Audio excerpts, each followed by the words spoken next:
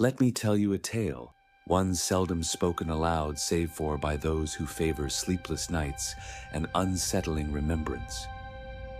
In the accursed uplands, where mist crawls like old regrets and birch trees whisper the names of those never found, there stands the village of Morrarth. It is a place best left to the ravens and the rain, or so they say. But for those driven by oath, by gold, or by the thrill of the unknown, Morrarth calls like a wound left untended in the wild. This is the story of Vale Orin, a ranger whose heart beat in time with the forest's sigh, and who would come to question whether a single soul was ever truly lost, or whether longing could bind them together in agony beyond death. In Morrarth, doors are shuttered tight before sundown. Children know not to utter names past dusk, lest something hear. For months, men, women, and even the livestock had vanished, gone as if unmade by the very mists. No screams, no struggle, only silence. The villagers, gaunt and hollow-eyed, gathered precious coin to summon aid, pinning their hopes like moths to torchlight. They found it in Vale, who arrived at sunset, boots caked in wild clay, bow strung and gaze sharp. Vale asked, as all careful rangers do, for tales from the old folk, for the hands that still stirred soup despite trembling, for the children who drew horrid shapes in the dust. Something drags them away into the teeth of the dawn, croaked an elder. The woods aren't right, muttered the innkeep, voice rattling cups and courage.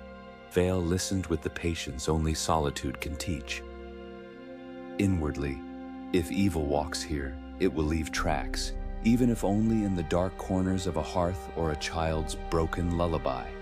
The ranger prowled through fog-choked lanes and animal pens, searching for patterns amidst the chaos.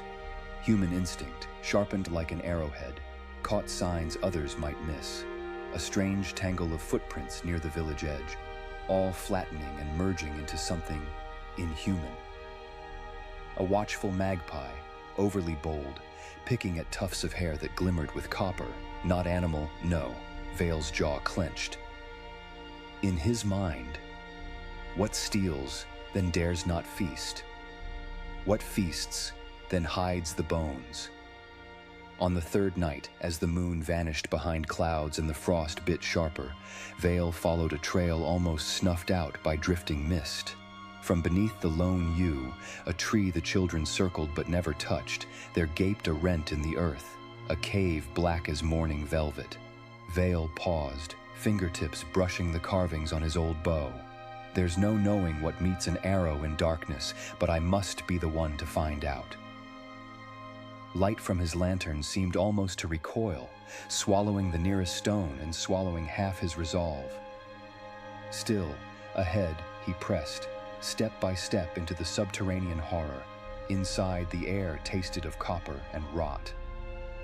The walls sweated with a viscous gleam. Pulsing veins of unnatural flesh ran through the stone like old wounds refused to heal.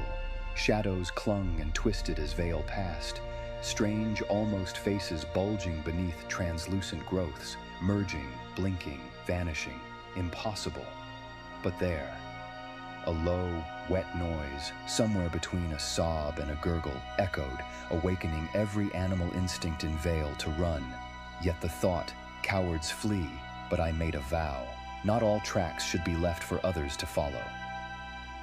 When the main cavern opened up vast and heartless, Vale saw, and nearly faltered, the abomination. A churning mass of limbs and faces, some silent in anguish, others wailing. Its flesh wept tears of blood, mouths opening in wordless pleas. In its center, torn clothing, wedding bands, a child's bonnet, all fused into the grotesque tableau. Vale's arrow trembled. His heart whispered, "If I loose, is it mercy or murder?" For an agonizing instant, the amalgam's many eyes turned toward him. Someone's voice, was it his mother's, an old friend, drifted on the stagnant air. "Help! Us!" He could see, amidst the horror, a faint glyph pulsing on the cavern floor, a rune ancient and raw, protective, anchoring. Perhaps the very prison binding this tormented chorus. Vale crouched, mind racing, hands brushing the rune's perimeter. Arcana was never his comfort, but oracles and druids had once taught him that even in darkness, symbols hold meaning and intent can break as easily as a branch underfoot. Shaking, Vale fished out his family's amulet, the one carved with oak leaves and the word, release. If you still walk beside me, old father, now's the hour to guide my hand. He faced two truths. Loose his arrows and end the abomination, granting peace through Oblivion, or gamble all, break the rune, and see if the souls beneath this horror might find separate paths back to the dawn. Which kindness is crueler? Which cruelty more divine? He closed his eyes. No sin in risking hope where all else is despair. With his knife, Vale scored the rune. As the glyph's whirl cracked, the flesh mass convulsed, shrieking, a sound that scattered rockfall, shuddered marrow, and tore open the world's fabric for a heartbeat. Spirits spilled forth, some radiant and weeping, others monstrous and bestial, rampaging through the walls as if time and stone had no hold. The flesh abomination melted, leaving only veined ooze and sorrowed remnants, a child's ribbon, a father's ring, a braid of silvery hair. A cold wind swept the cavern, and Vale, gasping, bent double, clutching his chest as hundreds of voices whispered thanks, curses, and names he could not remember. If forgiveness is real, let this be the place it finds me. When Vale staggered from the cave, dawn had broken. Morrarth stood silent, but in every home, someone wept tears of memory, painful but healing. Some faces had returned, dazed but alive, others never did. The ranger was neither hailed nor scorned. He vanished at the first crow's caw, his oath sated, destiny heavier than ever. Mercy is a choice made in blindness, not foresight, he thought bitterly. But sometimes, hope must be the arrow one lets fly. So ends the story of Vale Orin.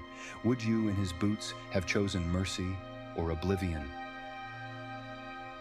Tell me, friends, what tale shall we spin by firelight next?